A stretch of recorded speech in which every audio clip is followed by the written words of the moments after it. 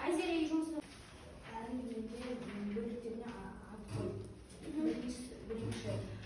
туған жерге оралу, анасы туралы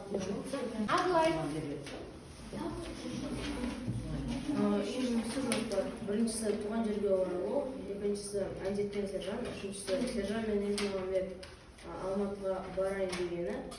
Анасы сержанға айтқанын ұмытып қалуы, Есмағамбет сөйлемді басқа жерге бұруы, Есмағамбет сержанға балмұздақ сандалып беруі, Есмағамбет сержанға ең жақсы көретін адасы болуы. Екіншісі сержан өзі пысық, көңілді, тәтті және сүйкімді бала. Баланың қуаныштан иесі шығып, екі беті ерте піскен алмадай алабұртып тұрады. Ол барлығы 3-ші бөлікте болды. Жақсы.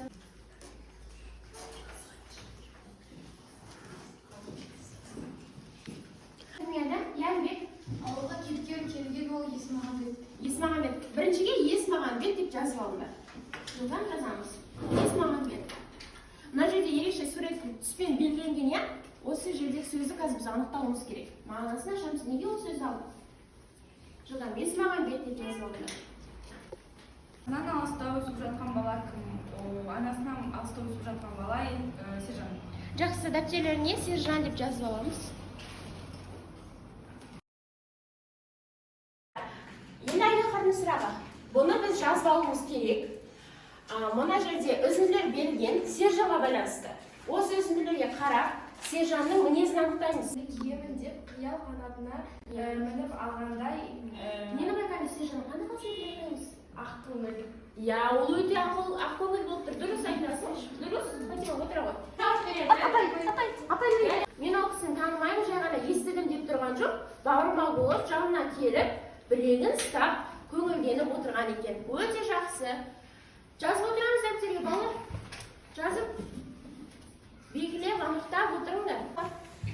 Ол жерде серіктің байқа. Ең соңғысы, саусақтарын кезек бүгіп тұрып, бүгін, сосын ертең, сосын арғы күн деп айтқан үзіндісі болды.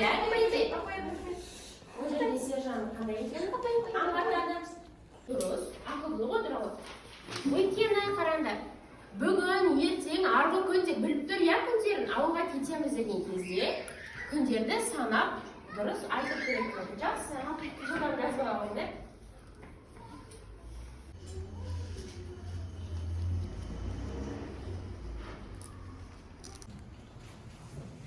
Бұл жауабымыз істесейік. Дұрыс жаздық па? Петеге, үйшкі. Қасына өзі кім келеді екен бізге? Бұл менің үйшігім, кету үшін менің сұрағыма жауап берді. Бұл да бізге сұрақ қойып тұр екен. Ана мен бала тақырыбында өте жақсы. Бала ананың бауы еді. Жақсы, өте жақсы. Рахмет, сұраққа жауап берші дейді. Анасын сағынған бала әңгімесінің авторы кім? Апайма авторы, апай. Не болмайды деп тұр. Тынып айнырмаған бен қай жылы, қай жерде дүниеге келген? Кім апайдан? Білемін деді бала бірден. Мұның білегінен өзінше қысып қойып, мен көрген жоқсың ғой. Әжең айтқан, атам да айтқан, мамам да айтқан. Иә, анасы. Бұл қандай болуы мүмкін? Ойларында ашық білдіріп жазыңдар. Есімдерін шетіне жазып қойыңдаршы. Кім сауатты жазуын мен тексеру керек.